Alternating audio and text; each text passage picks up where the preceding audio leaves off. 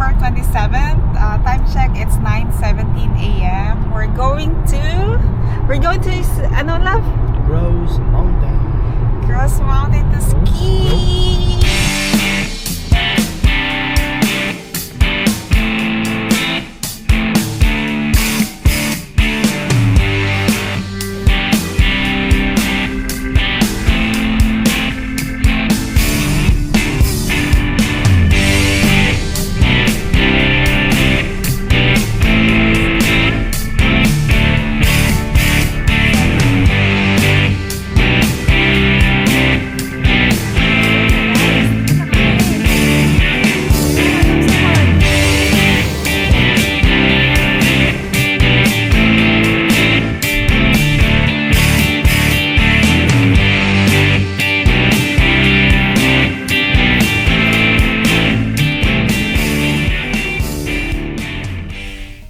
Finally, andito na kami. Pero grabe, puno na yung main parking lot. So, i-check namin dun sa kabila. Sana hindi naman masyadong malayo kasi mahirapan kami umakyat mamaya. So ayun nga guys, dito na kami. Nirapan kami sa parking. Yan. So pwede namin mag-yossi. Pwede makita dito yung love. Pagod na kami. Hingal na kami. Parking. Layo ng parking namin. Yan. Bale, dito pala sa baba ng bundok yung parking lots, tapos sasakay ng gondola paakyat sa bundok. Meron silang two types of gondola, yung tinatawag nilang Red Sky Ride at Blue Grouse Gondola. Sa Blue Gondola kami sasakay para ma-experience namin kasi kaka-open lang nito nung December. 8 persons lang yung pwedeng sumakay sa isang cabin with an average trip time of 5.5 minutes. Ayan, pasakay na kami. I was expecting na masolo namin yung isang cabin pero hindi pala. Tapos tinigil din muna namin mag-video kasi sabi nung nasa likod, ayaw niya kaming kasabay kasi ayaw niyang ma-film.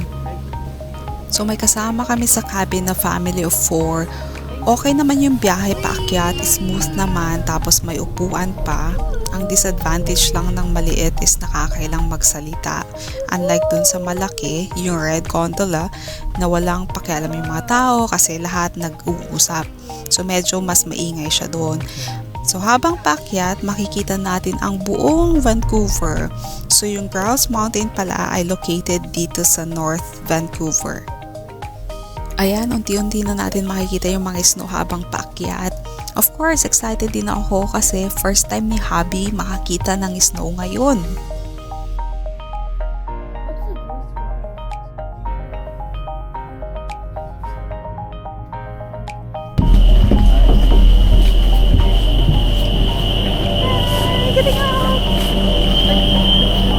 We're here! On top of the mountain.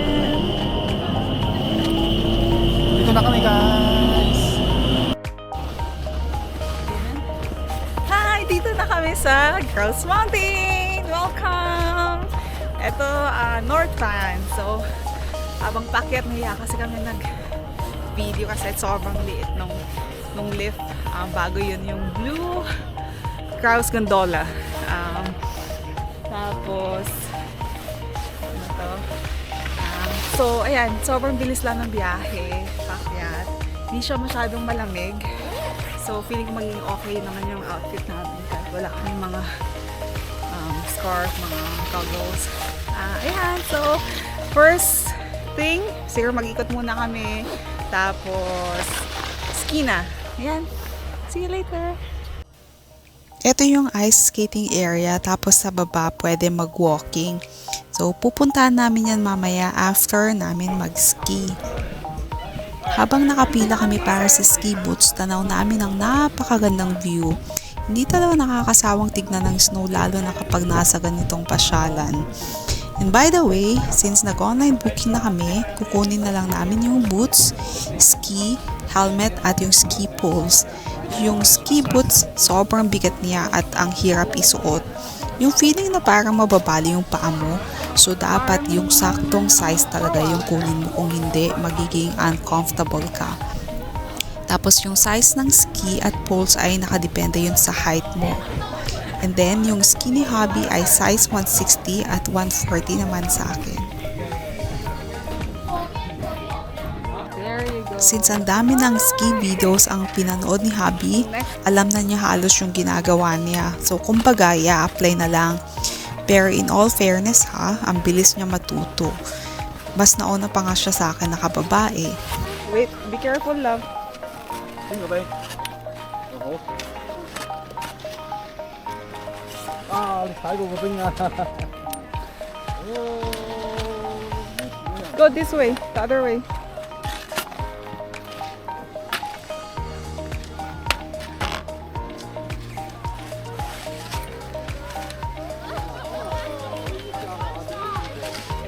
Daming tao, guys! Grabe! Pero dito yung lesson area. Lesson zone. Yan. Mamaya pupunta kami doon. May lift. Habang nag-warm up si hubby. Yan. Sana maalala ko pa yung Pinanood mo? yung pinanood ko tsaka yung ginawa ko dati. Yan. Sabi ng boss ko dati, I did a good job. Kasi first time ko lang. Yan. Try the next one. Then it clicks.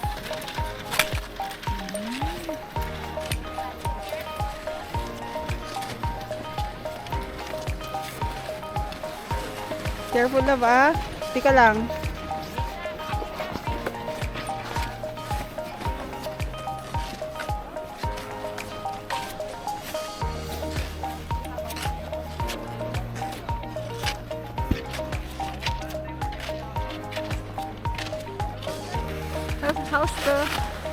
How's your foot?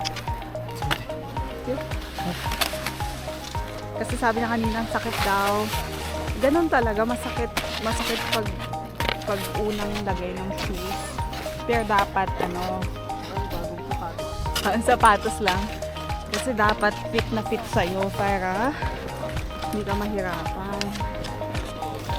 Ilang beses din akong nag-crash. Hindi ko na nga binilang kung ilan. Tapos yung unang bagsak ko, binangga pa ako ng matanda. So, parehas kaming bagsak, guys. Bagsak ako. Bagsak din siya dun, oh.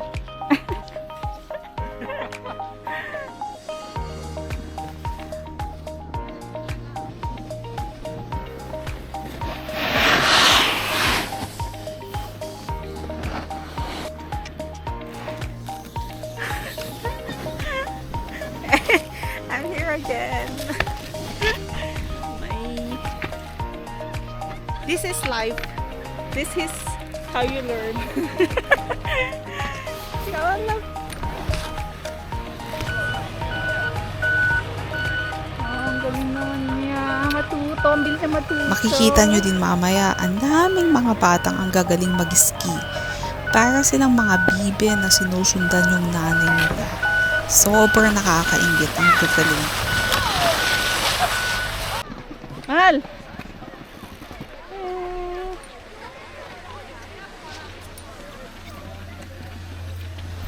Please remain standing at all times. Etong si hubby, kahit wala ng poles, kayang-kaya na mag-ski. At may hawak pang camera ha. Eto mamaya papakitaan niya tayo na nag-level up na talaga siya.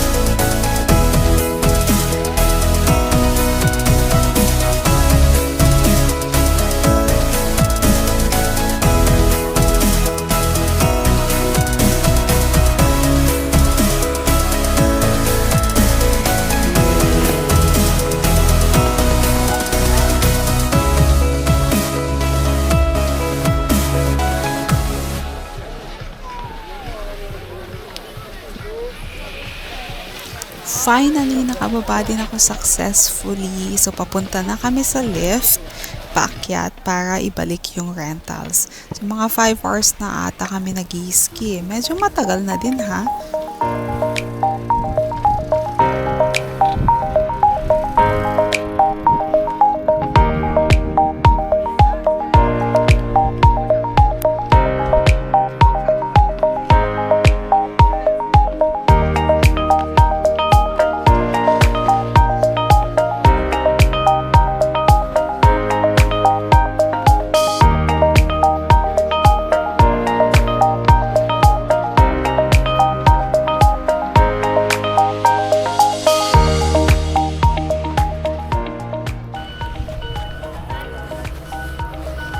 Hi guys, so tapos na kami mag-ski.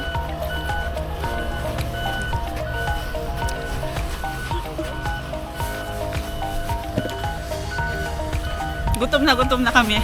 Kain muna kami guys. Ang gaan nung pakiramdam ng regular shoes. Tapos, sobrang nag-enjoy si Jansen. Favorite sport na daw niya. Tapos, Ayaw nga ng basketball. ski na daw, ski. So, ayan, sobrang na-enjoy naman namin. Ang daming achievements. Yan, nag-i-snow na dito. Yan, so kain muna kami. Overall, sobrang ganda ng experience. Lalo na sa first time mag-snow, first time mag-ski. Sige, see you later, bye! Hi! Dito na kami sa loob. So, mag-order muna kami ng food. Parang gusto pizza. Anong gusto mo lang? Ha? Anong gusto mo? Diba, day? Ito in order kay hindi ko nga naimas. May nachos ata yun. Yan. So, daming tao, guys.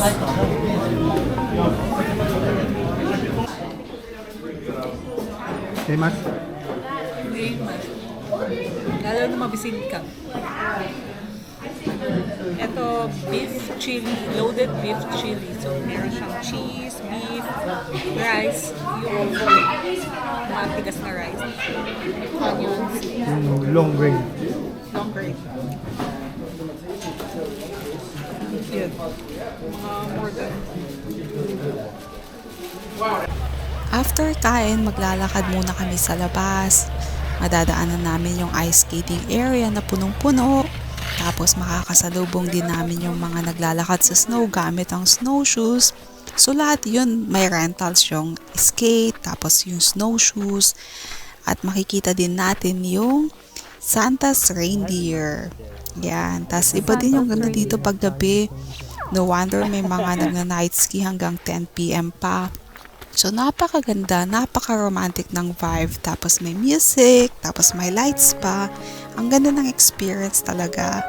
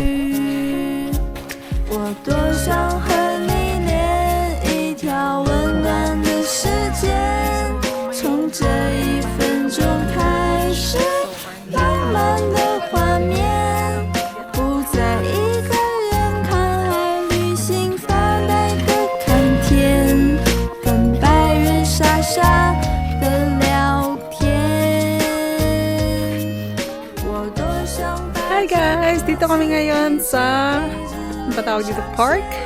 So, naglalakad-lakad na lang kami after namin kumain. So, pauwi na din kami after nito. Sobrang saya. Sobrang nag-enjoy kami. Lalong-lalo ng aking asawa na ang bilis matuto mag-ski. Ayan, ka na lang. Ayan. So, what can you say? Saya. Enjoy. So yan, this is for one for the books. Yan. So, sa ulitin, tignan natin kung ano yung next adventure na naman ni John and Eva. So, see you guys! See ya! See ya! See ya!